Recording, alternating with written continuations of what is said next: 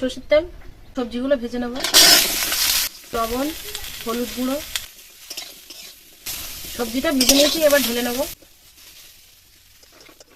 দিয়ে দেবো সরষের তেল, কাঁকড়াগুলো ভেজে নেব।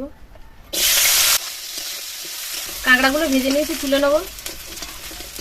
সরষের তেল দিয়ে দেবো কালো জিরে, পেঁয়াজ কুচি।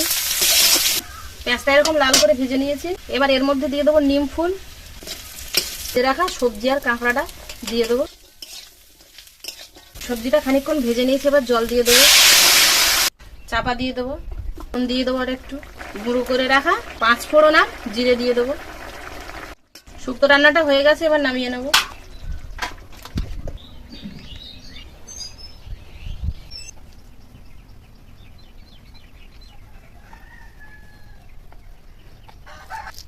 শুক্তোটা ভালো লেগেছে তো, কাঁকড়া দিয়ে বেগুন দিয়ে